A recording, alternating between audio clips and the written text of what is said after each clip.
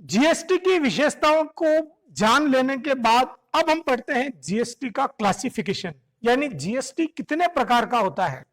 देखिए, मुख्य रूप से जीएसटी के 3 प्रकार हैं।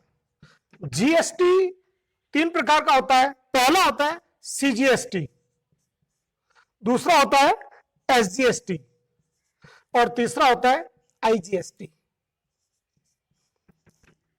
सीजीएसटी की फुल फॉर्म होती है central goods and services tax. SGST की फुल फॉर्म होती है state goods and services tax. IGST की फुल फॉर्म होती है integrated goods and services tax. इस प्रकार से जीएसटी 3 प्रकार का होता है। अब हमें देखना है कि किस प्रकार का टैक्स कब लगेगा, यानी किसी वस्तु के ऊपर इन तीनों में से कौन सा टैक्स लगेगा और कब लगेगा। इसको जानने के लिए हमें पहले जीएसटी की सेल के बारे गुड्स और सर्विसेज की सेल के बारे में बात करनी पड़ेगी कि जीएसटी के दृष्टिकोण से टाइप ऑफ सेल कितने होते हैं, यानी कितने प्रकार की सेल होती है। जीएसटी कौन सा लगेगा यह निर्भर करता है कि सेल कौन सी है। तो इसके लिए हम पहले विक्रय के प्रकार समझ लेते हैं। विक्रय 2 प्रकार की होती है। एक तो होती है इंट्रा स्टेट सेल।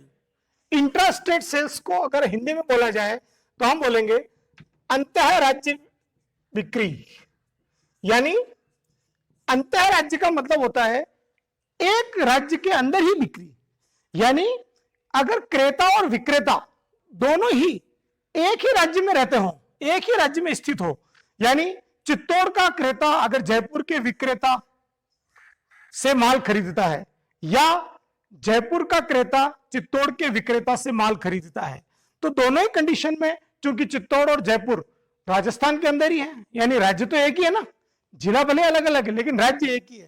तो जब एक राज्य के अंदर ही क्रेता और विक्रेता हो तो ऐसी स्थिति में उस बिक्री को इंट्रा स्टेट सेल कहेंगे।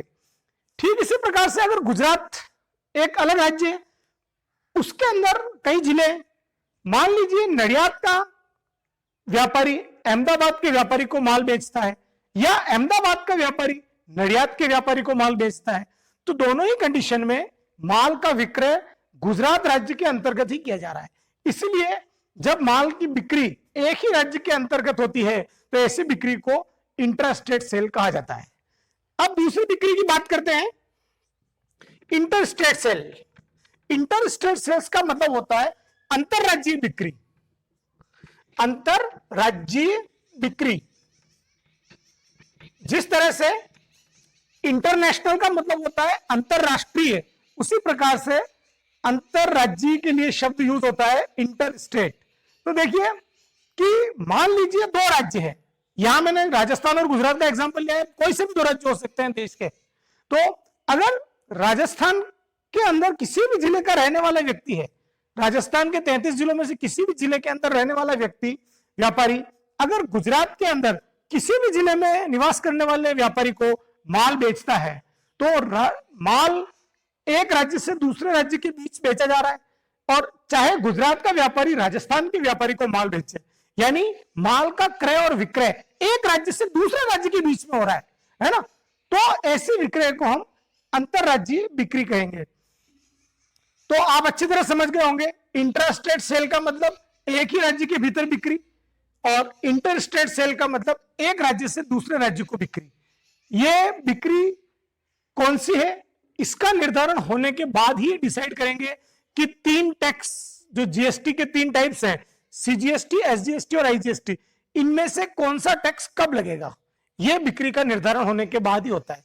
तो आइए अब हम सीखते हैं कि कौन सा टैक्स कब लगेगा, यानी इंट्रा स्टेट सेल होने पर किस प्रकार का टैक्स लगेगा और इंटर स्टेट सेल होने पर किस प्रकार का टैक्स लगेगा।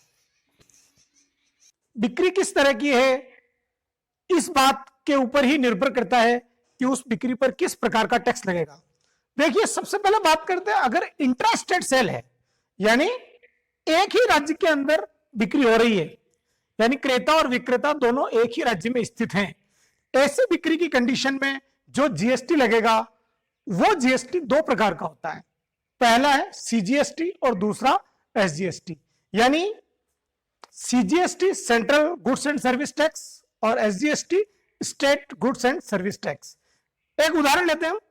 माना कि 2000 रुपए की कोई वस्तु अगर दुकानदार बेचता है तो उसके ऊपर अगर 18% की दर से जीएसटी लगता है, जीएसटी की रेट है 18%, तो कुल जीएसटी बनता है 360 रुपए, यानी उसको ग्राहक से लेने कुल 2360 रुपए, है ना।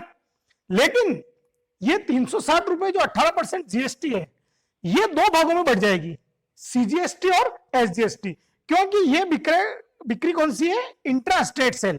इसलिए ये कुल जो जीएसटी की रेट है 18%, इसको दो भागों में डिवाइड करेंगे, 9% हो जाएगा, 9% सीजीएसटी हो जाएगा और 9% एसजीएसटी।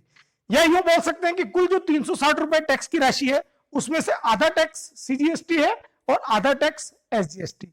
इस प्रकार से इंट्रा स्टेट सेल की कंडीशन में दो प्रकार का टैक्स लगता है, सीजीएसटी एंड आईजीएसटी। इस बात को ग्राहक को कोई फर्क नहीं पड़ता है कि उसने जो माल खरीदा है उसके ऊपर कितना सीजीएसटी और कितना एसजीएसटी, क्योंकि उसे तो कुल 2360 रुपए देने हैं। लेकिन व्यापारी उस बिक्री को अंतरराज्य बिक्री होने के कारण सीजीएसटी और एसजीएसटी अलग अलग शो करेगा और बिलों में इस प्रकार से लिखाएगा। जो वो इनवॉइस बनाएगा ना, उसमें सीजीएसटी 9% लिखेगा और 9% एसजीएसटी लिख करके 2360 रुपए का बिल बनाएगा।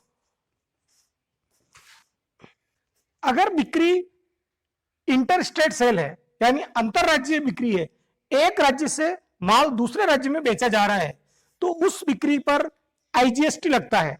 जो जीएसटी लगता है ऐसी बिक्री पर, उसको क्या बोलते हैं हम, आईजीएसटी, यानी integrated goods and service tax.